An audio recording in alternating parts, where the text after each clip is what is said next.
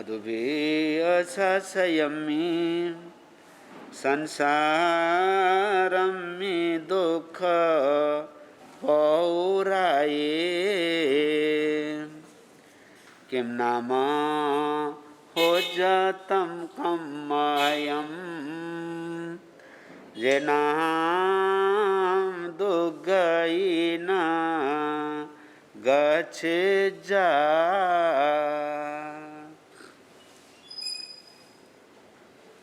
हो लाख बार प्रणाम तुम्हें, हो लाख बार प्रणाम हे वीर प्रभु भगवान तुम्हें, हे वीर प्रभु भगवान।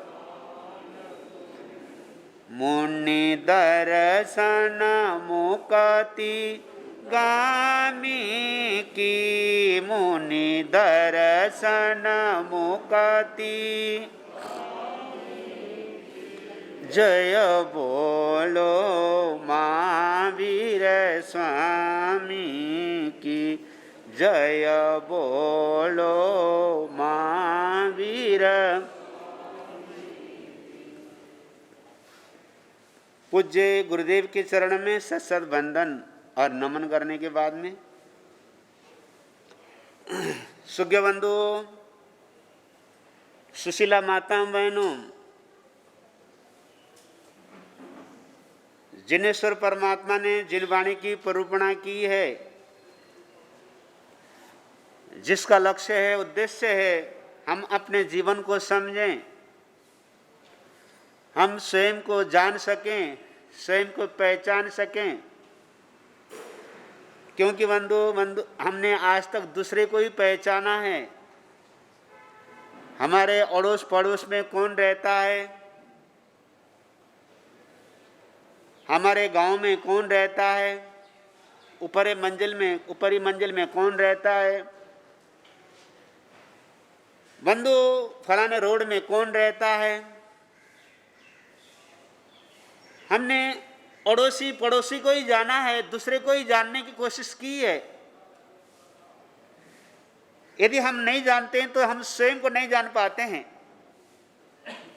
हमने भूगोल के माध्यम से धरती के कोने कोने पर कहाँ कहाँ पर क्या क्या, कहाँ सोने के खाने, कहाँ चांदी के खाने, कहाँ पर जंगल मिलते हैं, कहाँ की धरती कैसी है, कहाँ का पानी कैसा है, कहाँ कहाँ कितने ऊंचे ऊंचे हिमालय हैं, कैसे कैसे पहाड़ हैं, कहाँ कहाँ रेगिस्तान आदि है। बंधु भूगोल के माध्यम से हमने इसके बारे में जानकारी ली है। खगोल आकाश के माध्यम से आकाश के बारे में ज्योतिष आदि है, ग्रह नक्षत्र आदि है। बंधु इसको भी हमने खूब जाना है। और विज्ञान ने धरती के चप्पे चप्पे को छाना है, इंसान के पूरे शरीर के हर अंग को छाना है। अर्थात हम आज तक दूसरे को ही जानते रहे हैं, स्वयं को नहीं जान पाए। वितराग वाणी कहती है स्वयं को जानो। स्वयं को जानोगे, स्वयं को देखोगे तो अपने जीवन में क्या क्या कमियां हैं, क्या क्या दुर्बलताएं हैं, क्या क्या बुराइयां हैं, उनको दूर कर पाएंगे। बंधु शीशे के आगे खड़े होंगे, चेहरे को देखेंगे तब तो मालूम पड़ेगा ना मेरे बाल कैसे बिखरे हुए हैं या मेरा चेहरा कैसा है। यदि शीशे के आगे खड़े होंगे, अपने चेहरे देखेंगे तो हमको जानकारी होगी कि भाई मेरा शरीर कैसा है, अब मुझे कैसे उसको ठीक करना है। इसी प्रकार से स्वयं के जीवन को देखने की कोशिश करेंगे तभी तो बुराइयों को दूर करेंगे। तो वितराग वाणी हमको सो दर्शन, आज तक हमारा प्रदर्शन चलता रहा है। सो दर्शन, स्वयं को देखना, स्वयं को समझना, स्वयं को जानना वितराग वाणी का लक्ष्य है, उद्देश्य है। आज हम थोड़ी सी चर्चा करेंगे। हमारे पास में 3 योग है। योग बोला जाता है जो कर्म बंधन में सहयोगी हो, जिनके माध्यम से कर्मों का बंधन होता हो, उन्हें योग कह करके पुकारा जाता है। मन, वचन और काया, योग और कषाय, इनके निमित्त से कर्मों का बंध होता है। 4 कषाय, क्रोध, मान, माया, लोभ। 3 योग है, मन, वचन और काया। कषाय और योग, इनके निमित्त से ही कर्म का बंध होता है। इनमें सबसे जो महत्वपूर्ण 3 योग में सबसे जो महत्वपूर्ण योग है, सबसे मजबूत और बलवान जो योग है, उसको बोलते हैं मन योग, उसको बोलते हैं मन। बंधु, मन बहुत शक्तिशाली होता है। मन बहुत शक्तिशाली होता है। वैसे रूपक के माध्यम से भी समझ लेंगे। एक मन 40 शेर का होता है। अब शेर का 2 अर्थ है। एक तो होता है जो माप, एक शेर का अर्थ जंगली शेर, बब्बर शेर। शेर का अर्थ जंगली शेर भी होता है, शेर का अर्थ एक माप भी होता है शेर। 40 शेर का एक मन होता है, अर्थात 40 शेर के बराबर, 40 बब्बर शेर के बराबर एक मन है। बंधु, एक ही शेर आ जाता है। शेर को देखने में अच्छा लगता है, शेर को पढ़ने में अच्छा लगता है। यदि बंधु सचमुच सामान्य शेर आ जाए, यदि सचमुच सामान्य शेर आ जाए, व्यक्ति के हाथ पर ठंडे पड़ जाएंगे, शायद में हार्ट फेल हो जाएगा उसका, तो हार्ट अटैक आ जाएगा, उसका हार्ट फेल हो जाएगा यदि सामान्य बब्बर शेर आ जाए तो। अर्थात एक शेर भी, शेर के 4 पाव होते हैं। पाव का अर्थ होता है पैर, पाव का अर्थ होता है एक मापने का भी होता है, 4 पाव। अर्थात जैसे शेर के 4 पैर होते हैं और 40 शेर का एक मन होता है, 40 शेर के बराबर हमारा एक मन है। यदि बंधु मन सद गया, यही मन मुक्ति ले जाता है। मुक्ति मन वाले को है, अमन वाले को नहीं। जिसके पास मन होता है, मन वाला ही मोक्ष जाता है। जिसके पास मन नहीं होता वो मोक्ष नहीं जाता है। हमारे शास्त्र में जीवों का वर्णन आता है। 5 स्थावर, स्थावर बोला जाता है। स्थावर नाम कर्म के उद्देश्य, जो जीव एक ही जगह पर स्थिर रहते हैं, चल फिर नहीं सकते, उनको बोलते हैं स्थावर। जैसे कि पृथ्वी काय, अपकाय, तेवकाय, बहुकाय, वनस्पति काय, इनको बोलते हैं स्थावर। एक जगह स्थिर रहते हैं। जैसे पेड़ है, एक ही जगह स्थिर है, सर्दी है, गर्मी है, तूफान है, लू है, शीतलहर है, कोई काट रहा है, छेदन वेदन कर रहा है, तो चल फिर नहीं सकता है, स्थिर है, इसलिए उनको स्थावर कह करके पुकारा गया है। उसके बाद में 3 विकलेंद्रिय हैं, देन्द्रिय, तेन्द्रिय, चौरेंद्रिय। विकलेंद्रिय बोला जाता है विकल। विकल है जिन जीवों के इंद्रिय, उनको बोलते हैं विकलेंद्रिय। विकल का अर्थ होता है अधूरा, अपूर्ण, जिसमें कमी है, उसको विकल कह करके पुकारा जाता है। जैसे बोलते हैं ना विकलांग, जिसकी किसी के टांग नहीं है, एक पैर है या अंगहीन है, उसको बोलते हैं विकलांग। आज उसको दिव्यांग भी नाम दिया गया है, पर वैसे उनको विकलांग कह करके पुकारा जाता है। इसी तरह से विकलांग का अर्थ हुआ जिसके अंग पूरे नहीं हैं, जो अधूरे अंग वाला है, उनको विकलांग कह करके पुकारा जाता है। इसी प्रकार से विकलेंद्रिय, जिन जीवों के इंद्रिय विकल हैं, पूरे नहीं हैं, किसी के 2 इंद्रिय हैं, किसी के 3 इंद्रिय हैं, किसी के 4 इंद्रिय हैं, उनको विकलेंद्रिय कह करके पुकारा जाता है। इनके पास भी मन नहीं है। 5 स्थावर के पास भी मन नहीं है, 3 विकलेंद्रिय के पास में भी मन नहीं है। एक होता है असन्नी, त्रियंच पंचेंद्रिय, पंचेंद्रिय है, पंचेंद्रिय है, पर उसके पास मन नहीं होता है। कोई कोई ऐसे जीव भी होते हैं, पंचेंद्रिय होते हुए भी उसके पास मन नहीं होता है, उसको बोलते हैं असन्नी। सन्नी का अर्थ था मन वाला, असन्नी का अर्थ इसके पास मन नहीं है। तो बंधु, आशय यह है, मन बड़े पुण्य से मिलता है। मन एक विकसित जीव, उन्नतशील जीव है, मन उनको मिलता है। तो ये जो मन है, मन बहुत महत्वपूर्ण है। लोग बोलते हैं मन को मारो, अरे क्यों मारेंगे? इतना महत्वपूर्ण, इतना पुण्यवानी से मिला हुआ मन, उसको मारने के लिए मिला हुआ है क्या? मन को मारना नहीं है, मन को साधना है। मन को साधना है। बंधु घोड़ा है, घोड़े को मां तो कोड़े मारने से काम थोड़ी चलता है। घोड़े को बड़े प्यार से, स्नेह से, दुलार से उस सही रास्ते पर चलाओ। घोड़े को मारने से काम नहीं चलता है। घोड़े को सुधारो, उस सही रास्ते पर चले, इधर उधर गलत रास्ते पर न जाए। इसी प्रकार से जो मन है, मन को भी मारना नहीं है। मन को मारने के लिए किसी महापुरुष ने नहीं बोला है।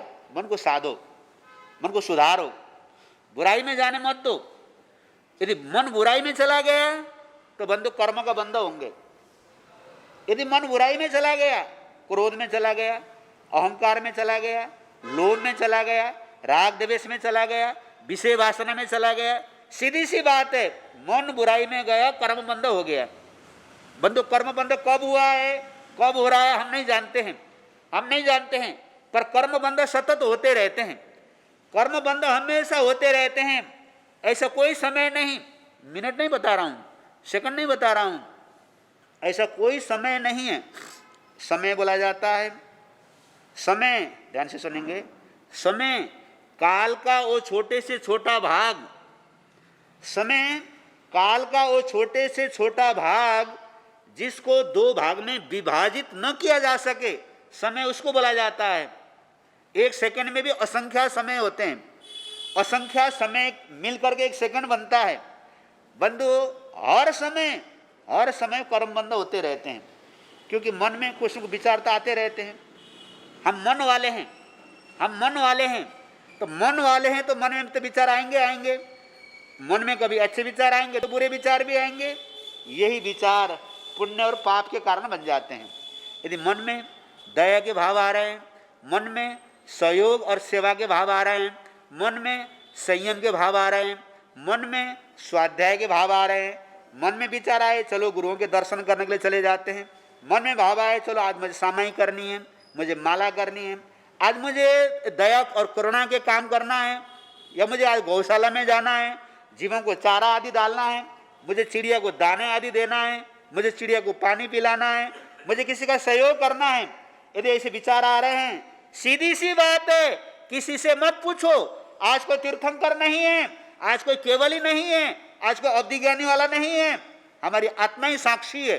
यदि ऐसे विचार आ रहे हैं, सीधा से पुण्य का बंध हो रहा है, शुभ कर्म का बंध हो रहा है। किसी से पूछने की जरूरत नहीं है, हमारी आत्मा ही साक्षी है, हमारी आत्मा ही बोल देगी अब तुम्हारा पुण्य का बंध हो रहा है।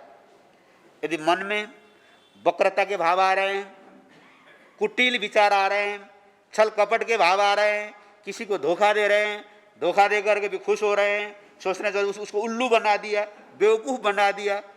यदि मन में ऐसे विचार आ रहे हैं, किसी को दुखी देख करके अंदर से गुदगुदी हो रही है, किसी को पीड़ित देख करके अंदर खुशी हो रही है, किसी को घायल देख करके, किसी को घाटे में देख करके, किसी को दुख रोते हुए देख करके अंदर से हंस रहा है, भले ऊपर से सहानुभूति प्रकट कर रहा है, एक साइड में जाकर अंदर जाकर हंसता है, जोर जोर से हंसता है।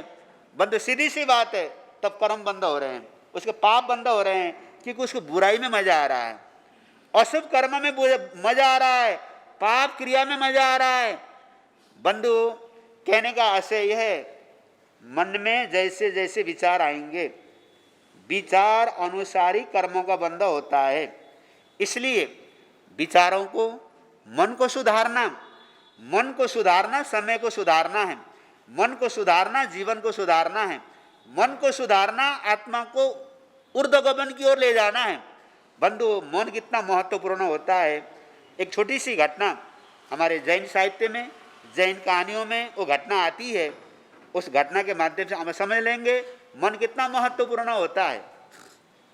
उसको मन बोलो, भावना बोलो, विचार बोलो, अध्यवसाय बोलो, बात एक ही है। इतिहास में ऐसा उल्लेख आता है, भगवान महावीर अभी केवल ही नहीं बने थे, भगवान नहीं बने थे, क्योंकि जैन दर्शन किसी को भी जन्म से भगवान नहीं मानता है। जैन दर्शन यहाँ पर अवतार को नहीं माना गया है, अवतार भगवान ने अवतार लेते हैं ऐसा जैन दर्शन की मान्यता नहीं है। जैन दर्शन उत्तरावाद को मानता है, विकासवाद को मानता है। अवतार का अर्थ होता है ऊपर से नीचे आना, ऊपर से नीचे आना उसको बोलते हैं अवतार। सामान्य भाषा में भगवान इंसान के रूप में आते हैं, उसको बोलते हैं अवतार। जैन दर्शन इस बात को नहीं मानता, क्योंकि भगवान इंसान के रूप में आते ही नहीं है।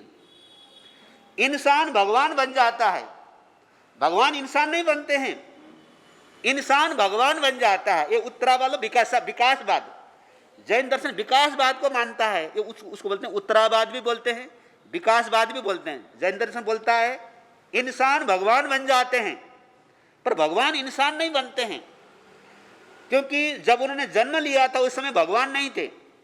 कोई भी तीर्थंकर हो, कोई भी आत्मा हो, कोई भी आराध्य पुरुष है, और जन्म से कोई भी भगवान नहीं थे। राजकुमार वर्धमान, जैसे आपके घर में कोई राजकुमार पैदा होते हैं, वे भी अपने माँ बाप के राजकुमार थे। जैसे आपके अपने बच्चे हैं, उसी तरह से वर्धमान भी अपने माता त्रिशला सिद्धार्थ के बच्चे थे, तब वे भगवान नहीं थे। ठीक है, उन्होंने तीर्थंकर नाम गोत्र का परिबंधन किया था, पुण्यवान आत्मा थी, शक्तिशाली आत्मा थी, पूर्व जन्म ऐसे अच्छे कर्म करके आए थे, बात अलग है। अन्यथा वो जन्म से भगवान नहीं थे। तो मैं आपको बता रहा था, भगवान महावीर अभी साधना काल में है, अभी वो साधक मुनि वर्धमान है। भगवान महावीर नहीं है, मुनि वर्धमान है, जंगल में ध्यानस्थ खड़े हैं। और अविग्रह, क्योंकि कोई भी तीर्थंकर साधना अविग्रह युक्त करते हैं। अविग्रह से तात्पर्य मन में संकल्प करना, मन में ये संकल्प करना, यदि ऐसा योग होगा तो मैं आहार पानी ग्रहण करूंगा, यदि ऐसा योग नहीं होगा तो मेरी इतने दिन की तपस्या चलेगी, उसको बोलते हैं अविग्रह। तो उस समय भगवान अविग्रह युक्त तप कर रहे थे। जो साधक अविग्रह करता है, आहार के लिए रोज निकलता है, रोज निकलते हैं वे, शायद योग हो जाए, जो मन में सोचा है ऐसा योग हो जाए, निकलते रोज हैं। योग होगा तो लेंगे, योग नहीं होगा तो नहीं लेंगे। तो वो रोज निकलते हैं पर आहार लेते नहीं हैं। उसी नगर में एक जीर्ण नाम का श्रेष्ठी रहता था। जीर्ण, एक कहानी आप लोगों ने बहुत बार सुना होगा। जीर्ण नाम का एक सेठ रहता था। वो सोचता है साधक वर्धमान प्रतिदिन आते हैं आहार के लिए, गांव में गली गली में घूमते हैं पर आहार लेते नहीं हैं, मामला क्या है, क्यों नहीं लेते हैं, इनके क्या संकल्प है, इन्होंने क्या ऐसा अभिग्रह किया हुआ है। वो जानना चाहता है पर उसको नहीं मालूम उनका अभिग्रह क्या है, क्योंकि तीर्थंकर बताते नहीं हैं मेरे ये अभिग्रह है।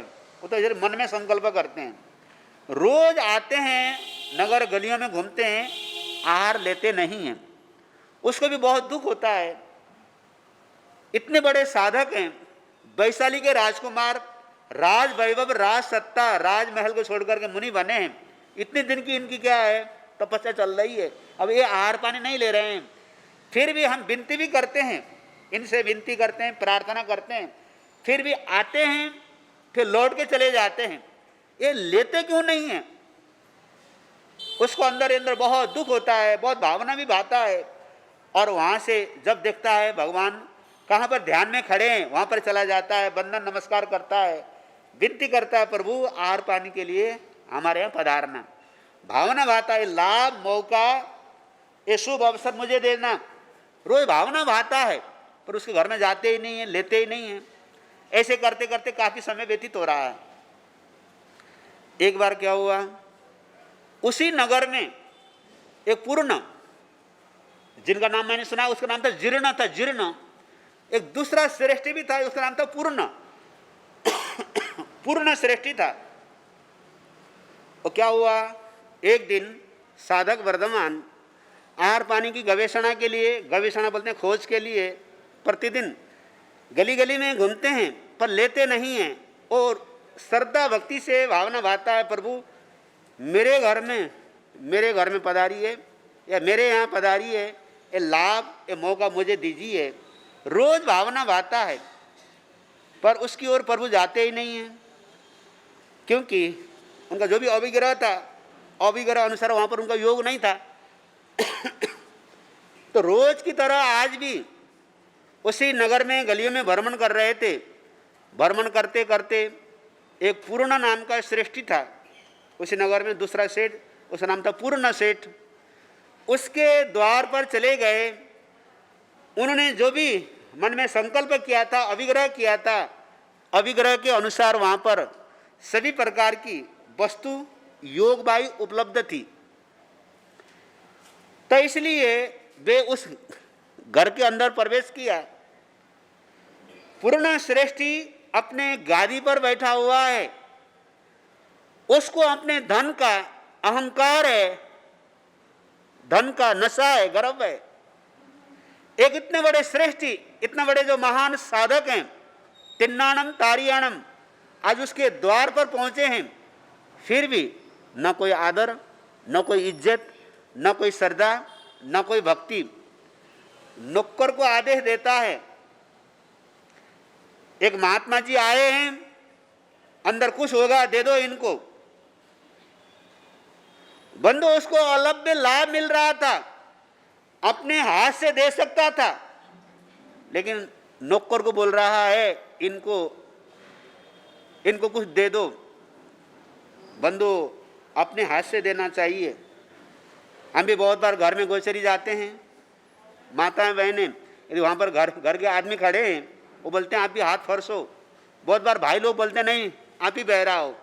बंधु, ऐसा नहीं, अपने हाथ से देने का बहुत बड़ा लाभ है, बहुत बड़ा पुण्य है। क्योंकि ठीक है, संपत्ति आपकी है, कमाई आपकी है, देने वाला कोई भी दे, ठीक, उसमें आपका भी कुछ योगदान रहेगा, लेकिन जो अपने हाथ से देते हैं बंधु, उसका लाभ, उसका जो पुण्य है बहुत मूल्यवान है, महत्वपूर्ण है, अवर्णनीय है। कहने का आशय है जो पूर्ण श्रेष्ठी है उसको अपने धन का नशा था, धन का गर्व था। गादी से ऊपर नीचे उतरता भी नहीं है, गादी में बैठे बैठे नौकर को आदेश दे रहा है, कोई महात्मा आए हैं उनको कुछ दे दो। बंधु, इतिहास में कहानियों में उल्लेख आता है, घर में जो भी थे, सेवक थे या जो भी थे, उन्होंने भगवान को आहार वैराया। ऐसा बोला जाता है जब तीर्थंकर का पारना होता है, उस समय देव वाणी होती है, देव उद्घोष होते हैं, देवता भी खुशी मनाते हैं, जय जयकार करते हैं, अहो दानम अहो दानम अहो दानम। बोल तो क्या दान दिया गया, श्रेष्ठ दान दिया गया, महान दान दिया गया है, देवता भी खुशी मनाते हैं। ऐसा बोला जाता है। सोने और चांदी की बरसात होती है, 12.5 करोड़।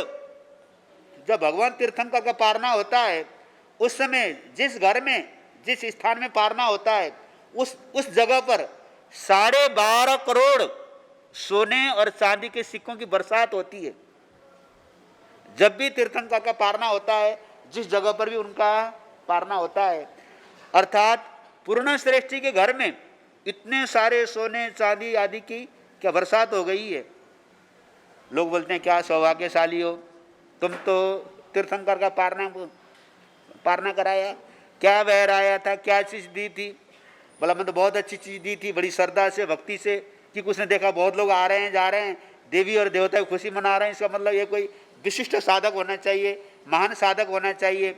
लोग एक तरफ तक क्या अश्रद्धा भाव से दान दिलाया, ऊपर से मिथ्या बोल रहा है मैंने तो बहुत बड़ी श्रद्धा से भक्ति से आहार पानी दिया, बड़ी अच्छी से अच्छी चीज आहार पानी बहराई।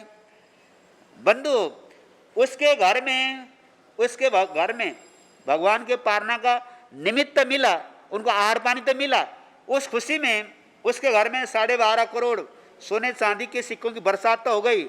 उसने सोने चांदी सिक्कों को इकट्ठा भी किया, जमा भी किया, उसको इतना लाभ तो मिला, पर जो आत्मिक वैभव मिलना चाहिए था, जो पुण्य उपार्जन होना चाहिए था, जो कर्मों की निर्जरा होनी चाहिए थी, जो आत्मा का वैभव बढ़ना चाहिए था, वो वैभव भावना के अभाव में, श्रद्धा भक्ति के अभाव में, आस्था और विश्वास के अभाव में आध्यात्मिक वैभव, आध्यात्मिक समृद्धि को वो नहीं बढ़ा पाया।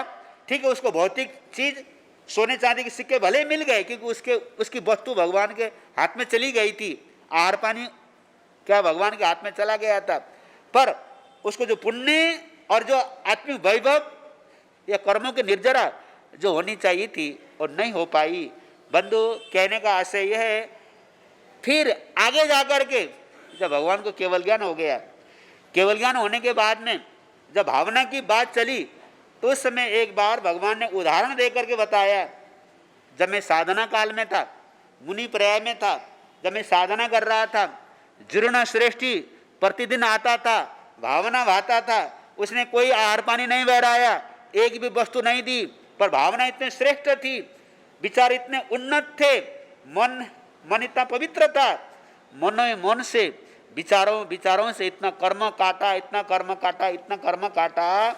यदि मेरा पारना थोड़ी सी देरी से मेरा पारना होता, शायद उसको केवल ज्ञान भी हो जाता जीर्ण सृष्टि को। पर जैसे मेरा पारना हो गया, उसने अहोदानम के भाव सुना, उसके जो भाव धारा ऊपर चढ़ रहे थे, उसके जो शुद्ध विचार धारा ऊपर चढ़ रहे थे, वो जो धर्म ध्यान से शुक्ल ध्यान की ओर वो आत्मा ऊपर चढ़ रही थी। पर जैसे उसने अहोदानम को शब्द सुन लिया, बोला हो भगवान को तो पारना हो गया है, किसी महान आत्मा को ये अलभ्य लाभ मिल गया है, वो आत्मा धन्यवाद का पात्र है, वो आत्मा महान है, ये लाभ ये मौका मुझे नहीं मिल पाया। उसके विचारों में जो श्रेष्ठ विचार थे, वो विचार क्या है, थोड़ा सा वहीं पर रुक गए, जिसके कारण कि वो उस समय केवल ज्ञान होने से वंचित रहा। फिर बाद में हो गया, बात अलग है। उस समय भावना से बंधु केवल भी बन सकता था।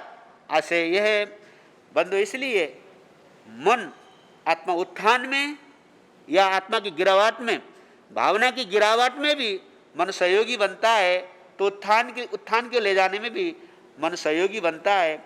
इसलिए बंधु मन में हमेशा शुद्धता, शुद्ध विचार, पवित्र विचार, महान विचार लाने चाहिए। और सवाल उठता है शुद्ध विचार कैसे आएंगे? शुद्ध स्थान पर जाने से, गुरुओं के संपर्क में जाने से, स्वाध्याय करने से, महापुरुषों की सद्वाणी का चिंतन मनन करने से, और तो बंधु मन में अच्छे विचार आते हैं, शुद्ध विचार आते हैं, पवित्र विचार आते हैं। इन विचारों में यदि हम हमेशा सदैव रमण करते रहेंगे, आत्मा का उत्थान होगा, गुणों का विकास होगा। और अधिक समन्वय लेते हुए अब आप हम सब मिल करके सुनेंगे राष्ट्र संत उत्तर भारतीय प्रवर्तक गुरुदेव की महानतम वाणी, उस पवित्रतम वाणी, जिस वाणी ने हजारों लोगों को जगाया है, धर्म से जोड़ा है। और अधिक समन्वय लेते हुए बोले भगवान महावीर स्वामी की। तमे समनेनाय पोते लोगो तमे समनेनाय पोते शांति और आनंद का हर एक घर में वास हो, वीरवाणी पर सभी संसार का विश्वास हो, सत्य संयमशील का प्रचार घर घर द्वार हो, यही हमारी भावना है। सब सुखी संसार हो, सब सुखी संसार हो। समादरणीय मुनिमंडल, उपस्थित धर्मानुरागी महानुभावों, सुशीला माताओं एवं बहनों, सर्वप्रथम अनंत आस्था के आयाम शासन के महाप्राण शरमण भगवान महावीर स्वामी के पावन चरणारविंद में आचार्य भगवान, उपाध्याय भगवान एवं आराध्य गुरुदेवों के श्री चरणों में कोटि वंदन करने के पश्चात कल आप लोगों के समक्ष रात्रि भोजन त्याग के संदर्भ में थोड़ी बात बतलाई गई थी। हमारे ऋषि, हमारे मुनि और हमारे तीर्थंकर वितराग परमात्मा का चिंतन इतना गहन था, इतना गंभीर था। आत्मा के उत्थान के साथ साथ शरीर को निरोग, शरीर को स्वस्थ और ये पूर्णतः स्वस्थ की ओर आगे बढ़ाने का मार्ग उन महापुरुषों ने दिया है। जो शरीर की स्वस्थता के साथ आगे बढ़ता है और उसके मन मस्तिष्क के अंदर भी अच्छे से अच्छे भाव और सद्विचार सद्भाव पैदा होते हैं और कभी बुराइयों की तरफ वो बढ़ता नहीं है। लेकिन खान पान अगर ये गड़बड़ है और तो उसके जीवन में, उसके आचार में, उसके विचार में, उसके व्यवहार में, उसके रहन सहन के अंदर बहुत बड़ा परिवर्तन, बहुत बड़ा मोड़ आता है। संस्कृत साहित्य के अंदर और भारतीय संस्कृति में कमल को और ये बहुत एक पवित्र फूल माना गया है और वो निर्लेप फूल माना गया है। कीचड़ में पैदा होता है और पानी में बढ़ता है। उसकी खूबी ये कीचड़ में पैदा होने के बावजूद कीचड़ से आलिप्त नहीं रहता है, पानी में बढ़ने के बावजूद और ये पानी से वो गलता नहीं है। ठीक है, उसकी आयुष पूरी होने के बाद वो जो सूखने के बाद गलने शुरू हो जाए वो तो बात अलग है, नहीं तो ऐसे पानी से वो गलता नहीं है। और उसकी निर्मलता के आधार पर इंसान को भी और कमल की उपमा के माध्यम से चेहरे के लिए और माने कमल की उपमा दे कर के आँखों के लिए नेत्र कमल और हाथों के लिए कर कमल, चरण के लिए पैरों के लिए चरण कमल और नाभि के लिए नाभि कमल और सहस्रार कमल आदि आदि एक कमल का उपमा देकर के उपमित किया गया है। कमल के बारे में ऐसा पढ़ने में आता है, सुनने में आता है कि सूर्य के प्रकाश में कमल खिलता है और सूर्यास्त होने पर वो पंखुड़ियाँ बंद हो जाती है। इसी तरह से शास्त्रकार ने और ये मनीषियों ने बतलाया कि दिन के समय, सूर्य के प्रकाश के समय हमारे जो है नाभि कमल वो खिला रहता है और सूर्यास्त होने के बाद वो नाभि कमल बंद होता है। जो रस दिन के सूर्य के प्रकाश के अंदर पाचन के लिए जो रस पैदा होता है वो रस उसमें रात्रि के समय सूर्य अस्त होने के बाद वो रस पैदा नहीं होता है और उस आधार पर पाचन के लिए माने सूर्य का प्रकाश नितांत जो है क्या है आवश्यक है। इसी तरह से तो रात्रि भोजन का त्याग के संदर्भ में कि जो है जो दिन में भोजन करते हैं बहुत जल्दी सुपाच्य होकर के उसमें जो रसायन बनते हैं नाभि कमल जो खुला रहता है उसके माध्यम से और भोजन व्यवस्थित रूप से ये क्या हो जाता है सुपाच्य होता है। आज अमेरिका जैसा देश जहाँ पर और इतना अधिक मोटापा वहाँ पर बढ़ रहा, एक बार पेपर में दिया हुआ था कि जो है हर तीसरा व्यक्ति मोटापे से ग्रस्त है, यानी कि और खान पान के अंदर गड़बड़ हो और जो है समय पर या दिन में ना भोजन हो तो और उस तरह से बीमारियां इंग्लैंड में, अमेरिका में आदि आदि पाश्चात्य देशों की बात उसमें दिया हुआ था। हालांकि वैज्ञानिक टेक्नोलॉजी के हिसाब से सारा बंद न करें, थोड़ा बहुत, ये पूरी गर्मी हो जाएगी। फिर अगर बरसाती आए तो बात अलग है। हाँ, तो बतला रहा था कि मानी जो है बीमारी भोजन का व्यवस्थित रूप से या ऐसे सुपाच्य भोजन न लेने के कारण ही बीमारियां शरीर के अंदर आती है और बीमारियां आती है तो और उसके मन मस्तिष्क के अंदर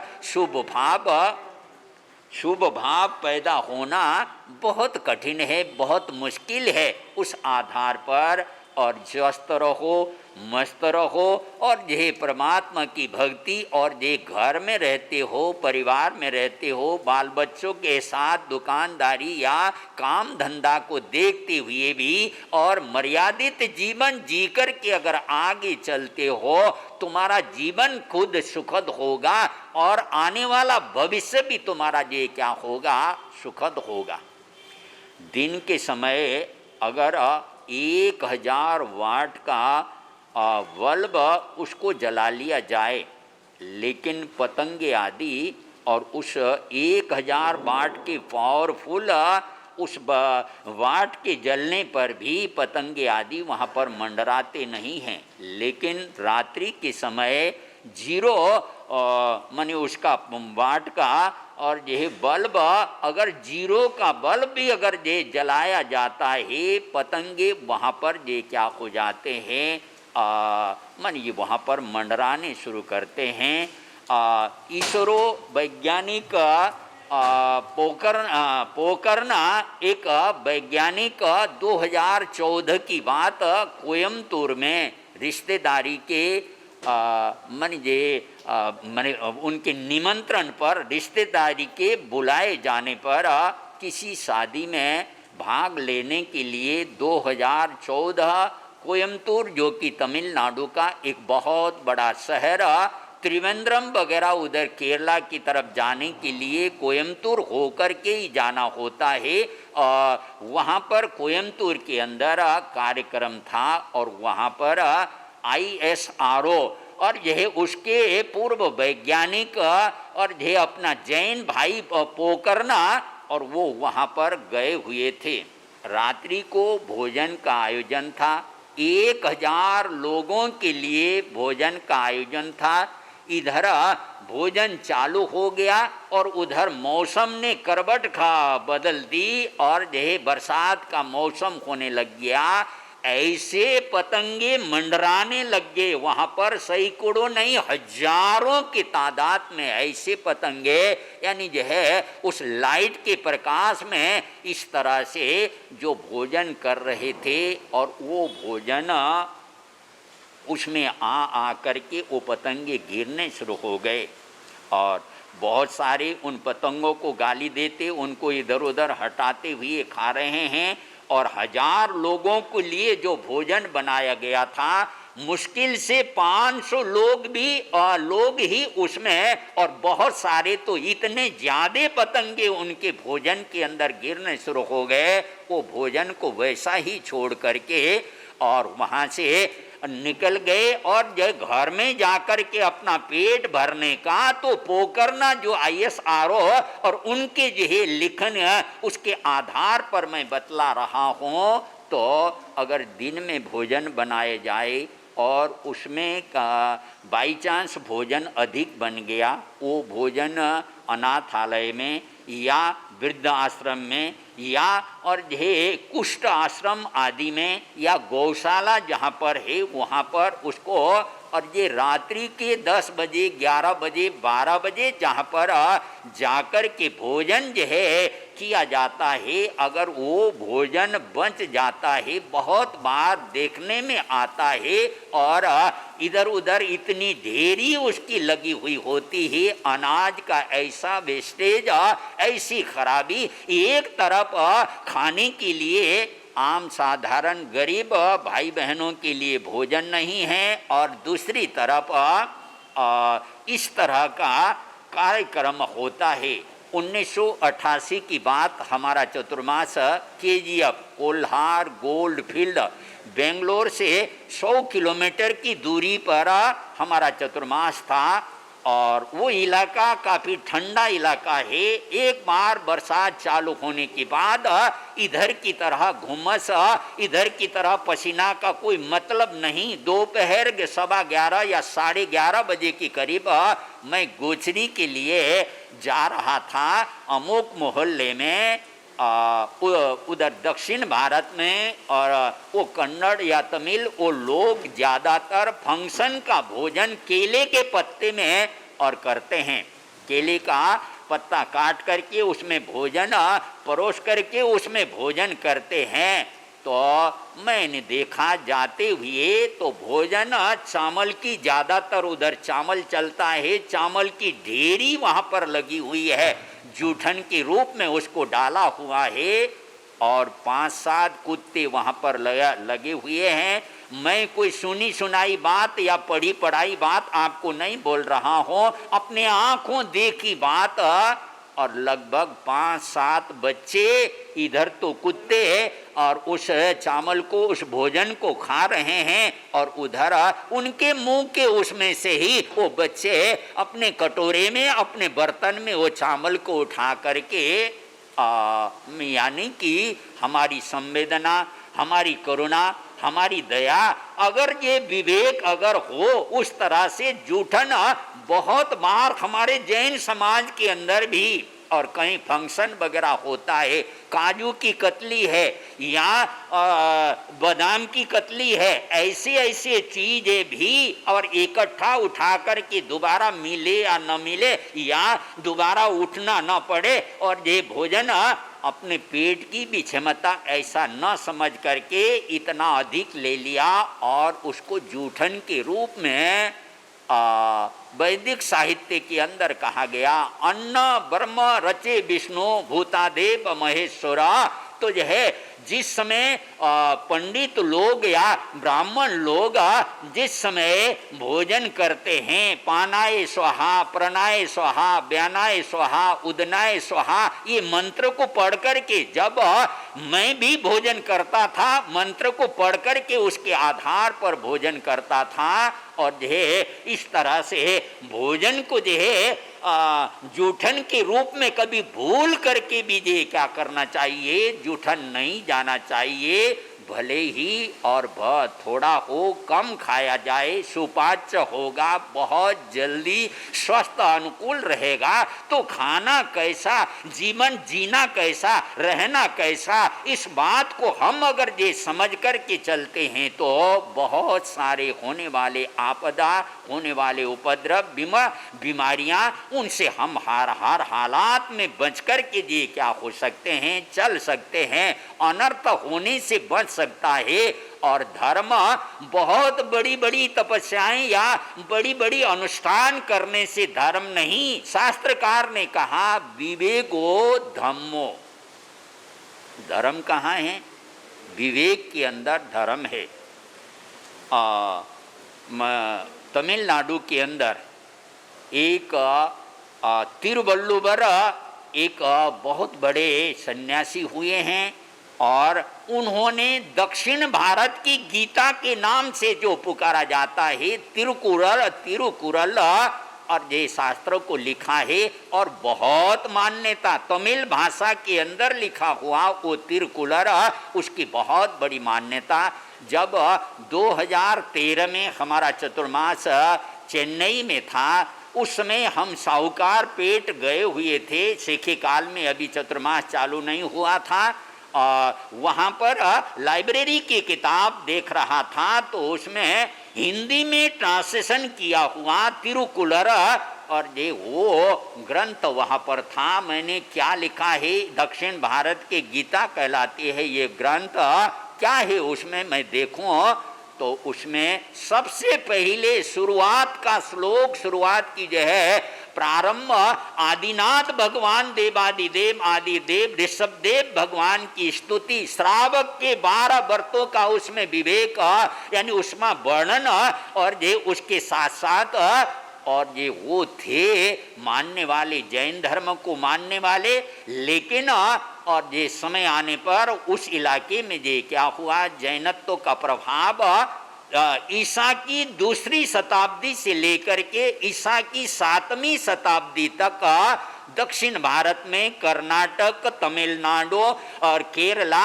आंध्र प्रदेश आदि उस इलाके के अंदर एक छत्र लगभग 80-85 या 90% जनता जैन धर्म को मानने वाले। जैन मुनियों ने इतना, और वहाँ पर जाने के बाद अपने श्रावकों को, अपनी श्राविकाओं को इस तरह से प्रेरणा किया था, सबको अपनाना है। उन्होंने सबसे पहले वहाँ के भाषा को सीखा मुनियों ने, उसके बाद अपने शास्त्रों को उस भाषा में ट्रांसलेशन कर कर के उन लोगों को शिक्षा देने के लिए, श्रावक व्रत की जानकारी देने के लिए प्रेरणा किया। तो और ये तिरुकुरल के अंदर इस तरह का, तो वैसे सन्यासी थे, लेकिन वो वैदिक उस मान्यता में या उस मान्यता में वो शादीशुदा थे, जब शादी हो करके मने आए और ये पहले ही दिन पत्नी को ये बोल दिया कि जब मेरे लिए भोजन आप परोसोगी और भोजन के साथ में एक सुई और एक कटोरी में पानी और ये रख लेना और ये नियमित रूप से नित्य कर्म से मेरे लिए भोजन जब दोगी तो उस समय एक सुई और एक पानी की कटोरी पास में रख लेना। ठीक है, कोई प्रश्न नहीं किया, जैसा आदेश हुआ ही, जैसा पति ने कहा उसी तरह से वो करती रही। वर्षों वर्षों का समय ये क्या हो गया, गुजर गया।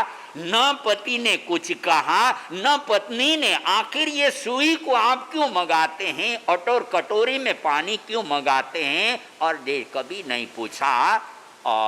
मानी बाद में काफी वर्षों के बाद जब प्रकरण आ गया तो अगर भोजन करते भी चावल का दाना नीचे कहीं गिर गया तो हाथ से उठाना मुश्किल होगा, और ये सुई के माध्यम से उस दाने को उठा करके और कटोरी में जो पानी है वो पानी में उसको डुबो के उसको धो करके एक भी दाना ये क्या हो जाए, खराब न हो जाए, वेस्टेज न जाए। और उस आधार पर कभी ऐसा प्रसंग हुआ ही नहीं नीचे गिरने का, जूठन छोड़ने का।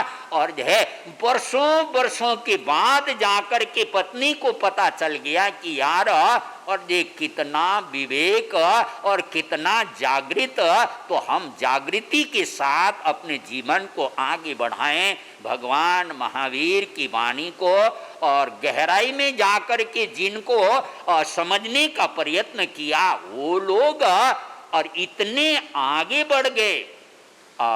कोयम्बतूर की ही एक बात, वहाँ के एक भाई इंद्रचंद गादिया या कौन और रेल में सफ़र कर रहे थे, और रेल में सफ़र करते हुए माने सायंकाल हो गया और मैंने टिफ़िन अपने पास टिफ़िन को खोल करके भोजन करने शुरू कर दिए। एक इंग्लैंड का विद्वान या जर्मन का विद्वान पास में ही, वो भी ट्रेन में सफ़र कर रहा था। मान लीजिए सूर्यास्त होने से पहले भोजन करते हुए देख करके जब भोजन पूरा हो गया और उसके बाद उस विद्वान ने उसको पूछा कि क्या आप जैन हैं। एक अंग्रेज एक भाई को पूछ रहा क्या आप जैन हैं, और हाथ जोड़ करके कहा हाँ मैं जैन हूँ। आपने कैसे पहचान लिया मैं जैन हूँ? और ये जैन दिन में भोजन करते हैं और उस आधार पर मैं पहचाना, लेकिन आप जैन हो करके आलू खाते हैं। उस विद्वान ने, जो 89 में हमारा चतुर्मास कोयम्बतूर में था, वहाँ पर हमारे सामने उन्होंने बोला कि ऐसी ऐसी बात मेरे सामने, जब 1992 में जब गुरुदेव का चतुर्मास मैसूर में था, एक इंग्लैंड का जैनोलॉजी विभाग का प्रमुख और यह लगभग 6.25 फुट ऊंचा और गोरा, और वहाँ पर गुरुदेव के पास, उपाध्याय जी के पास उसको पता चल गया कि यहाँ पर जैन मुनि है। शास्त्रों को पढ़ कर के वो जानकारी लिया हुआ था और कुछ शंकाओं का समाधान प्राप्त करने के लिए वो वहाँ पर आया था कि पता चल गया यह जैन मुनि है। और जैनोलॉजी के अध्ययन में या शिक्षा लेते हुए मुझे ये इनका पूरा अर्थ पता नहीं है। उस समय उपाध्याय विशाल मुनि जी महाराज साहब के पास वो बैठा और प्रश्न पूछने लगा। हम संत भी उनके पास में बैठ कर के, ये अंग्रेज आया है क्या पूछता है, क्या बात होती है, हम भी पास में बैठे थे। जो प्रश्न वो पूछने लगे मैं भी हैरान, या कमाल है, मुझे साधु बने हुए इतने साल हो गए, लेकिन ऐसे ऐसे जटिल प्रश्न, यानी कि कितना गहन, कितना डीप अध्ययन उसने किया होगा और उसके आधार पर वो यानी परमात्मा प्रभु महावीर की वाणी जर्मन में तो इतना विशिष्ट तौर से उस वाणी के ऊपर रिसर्च चलता है।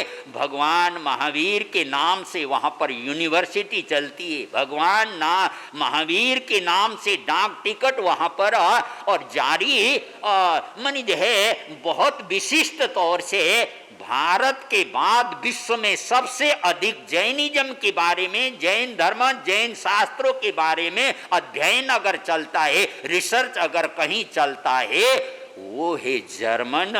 हम नासिक में थे, एक विद्वान जर्मन में काफ़ी समय तक रह करके आया, उसने काफ़ी कुछ बातें बतलाई कि जैनिज्म के प्रति वहाँ के लोग और किस तरह से, तो मतलब ये कहने का परमात्मा की वाणी तो ऐसी है, हम समझने का प्रयत्न करें और आगे बढ़ने का प्रयत्न करें तो बहुत कुछ प्राप्त हो सकता है। तो और यह हम बचाव कर कर के चलना है, बहुत सारे पाप से हम आगे बच सकते हैं।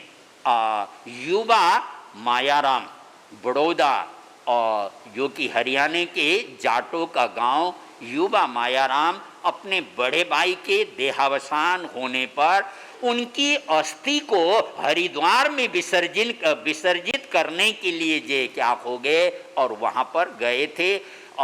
पटियाले में जैन मुनियों के संपर्क में आने के बाद उनके जीवन में, युवा मायाराम, उनके जीवन में बहुत बड़ा परिवर्तन, बहुत बड़ा मोड़ आ गया था। 7 कुबेशनों का त्याग और ये रात्रि भोजन का त्याग उन्होंने जे लिया हुआ था। ठीक है, छोटी उम्र में ही बड़े भाई चले गए तो उसकी अस्थि को हरिद्वार में जो है हर की पौड़ी वहाँ पर विसर्जन करने के लिए गए थे। ठीक है, और अस्थि वगैरह वहाँ पर विसर्जन हो गया और ये भोजन वगैरह जो करना था दिन में ही उन्होंने कर लिया। कुछ और लोग भी बड़ौदा के वहाँ पर हरिद्वार गए हुए थे, वो लोग जैन मुनियों के संपर्क में नहीं थे, उनको इतनी जानकारी नहीं थी और रात्रि के समय मानिए उधर नदी के किनारे से पानी ला करके खिचड़ी जो है बना लिया। उस समय इतना विद्युत का और यह प्रचार हुआ नहीं था और जहाँ पर वो ठहरे थे वहाँ पर इतना प्रकाश नहीं था। पानी डाल करके उन्होंने क्या किया, खिचड़ी बना लिया और अंधेरे में ही या तो दीपक जला करके मानी उसके मामूली रोशनी के अंदर उन्होंने क्या किया, खिचड़ी खा लिया। ठीक है, और कुछ खिचड़ी बच गई, चलो सुबह नाश्ते के समय ये क्या करेंगे, खिचड़ी खाएंगे, ऐसा कह करके उस खिचड़ी को सुरक्षित रूप से रख लिया। सुबह के समय जब उजाला हुआ, प्रकाश हुआ, नाश्ता तैयार करने के लिए खिचड़ी को और जब आँच पर रख कर के गर्म करने लग गए, देखा उसमें बहुत सारी छोटी छोटी मछलियाँ मरी हुई है उसके अंदर। हे भगवान, ये क्या हुआ, ये कैसे का, ये कहाँ से आ गई, कैसे मर गई, और ये खिचड़ी के अंदर यहाँ वहाँ मिली हुई बहुत सारी बहुत छोटी छोटी मछलियाँ। और फिर निर्णय में पहुँच गए, अरे अरे, और ये पानी वहाँ से लेकर के आए थे, उस पानी को छाना नहीं था और प्रकाश की कमी होने के कारण ऐसे ही पानी डाल करके पानी के साथ में वो मछलियाँ भी आ गई। और हम शाकाहारी होने के बावजूद मांसाहार अनजानपने में और ये विवेक न होने रात्रि को भोजन करने के कारण ऐसे कई उदाहरण मैं आपके सामने रख सकता हूँ, लेकिन समय हो रहा है और अधिक ज़्यादा लंबा न ले जाते हुए तो हम विवेक रखें, विचार रखें, हो सकता है बचाव हो सकता है, बच के चल सकते हैं, ऐसे कोई बड़ी बात नहीं है। माने ऐसे उसमें हम बच कर के चलने का, अंग्रेजों के ज़माने की बात, शायद आगरे के या कहाँ की एक जैन भाई जो कि ऑफिस में काम करता था, लेकिन उसका नियम था दिन में भोजन करने का। सर्दी के दिन थे, लगभग 4:15 4:30 बजे के करीब, और ऑफिस से निकल कर के भोजन के लिए जाता था। लगभग पौना घंटा या 1 घंटे के बाद आकर के अपना काम संभालता था। पहला जो अफसर था उसने कोई रोक टोक किया नहीं, ऐसा ही चलता रहा। और ये वहाँ पर उसकी जगह पर पुराने अफसर की जगह नया अफसर आया। आज देखा जैन इतने बजे जाता है, इतने बजे लौटता है, कल देखा परसों देखा, इस तरह पूछा कि तुम कहाँ जाते हो, बतलाया कि मैं जैन हूँ, रात को नहीं खाता हूँ और इस आधार पर ये नहीं चलेगा। हमारे यहाँ पर आपको टाइम पर काम करना होगा, टाइम से पहले आप नहीं जा सकोगे। और ये आदेश दे दिया। और अगले दिन निगरानी में बैठा था अफसर, और लेकिन जैन भाई अपने टाइम पर वहाँ से जाने लगा।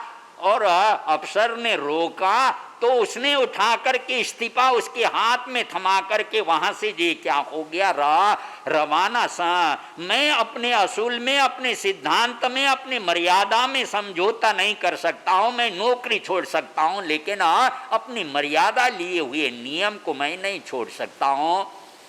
अंग्रेज अफसर भी हैरान आश्चर्यचकित कि यार क्या बात है, और इतना उसके लिए इस्तीफा ही दे डालना।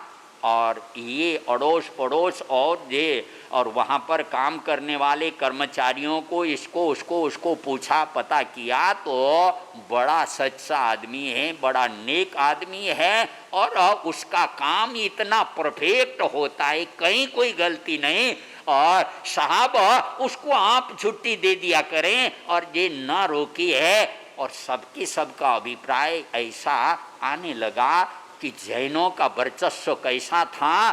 पहले जो राजस्थान के अंदर राजे महाराजे हुआ करते थे 1947 से पूर्व, देश आज़ाद से पूर्व बहुत सारे राजे महाराजे हुआ करते थे। उनके यहाँ पर खजांची के रूप में विशेष करके और जैन को और नियुक्त किया जाता था। ऐसे बहुत सारे उदाहरण हमारे पास में है। और यानी कि खजाने को संभालने का काम किसको, जैन को, ओसवाल जैन को और ये संभाल दिया जाता था। उनकी प्रामाणिकता, उनकी ईमानदारी, उनकी सच्चाई, उसके आधार पर और यह अच्छे अच्छे पोस्ट में, मंत्री पद में और उनके और विशिष्ट सलाहकार के रूप में भी जैन का कैसा वर्चस्व। 2 दिन 4 दिन व्यतीत हो गए और ये इस्तीफा दे कर के गया हुआ तो वो लौट कर के आया नहीं। और अफसर ने उसको सूचना दे दिया और ये बुलाया, वो आ गया। तो मैंने उसने कहा कि मुझे पूरी जानकारी नहीं थी, इसलिए मैंने आपको इस तरह से कहा था। और सभी और कर्मचारियों से आपके प्रति सबके सब कर्मचारियों के जो भाव हैं और उसको सुन कर के मेरा दिल भी गदगद हो गया, आनंद विभोर हो गया। कोई बात नहीं, आप जिस ढंग से करते आ रहे हैं उसी ढंग से काम करते जाइए। और अगर आपका मर्यादा है रात्रि को नहीं खाना तो जाकर के आ सकते हैं और अपना काम पूरा कर सकते हैं। तो मतलब ये कहने का हमारे जैन भाइयों का और ये जो मर्यादा में चलने वालों का अवसर अंग्रेज लोगों के ऊपर भी कैसा प्रभाव, तो हम और ये भगवान महावीर के अनुयायी है अपनी मर्यादा में। और अगर पूरे साल भर नहीं कर सकते हैं तो कम से कम संवत्सरी तक या 4 महीने 5 महीने तक मन बनाने की बात, भावना बनाने की बात, ये कोई कठिन है। थोड़ी बहुत कठिनाई अगर झेलना भी पड़े तो और झेल करके आगे बढ़ेंगे, आनंद रहेगा, मंगल रहेगा, सुख शांति रहेंगे। और 5-5 नवकार मंत्र का उच्चारण। नमो हरियंतानम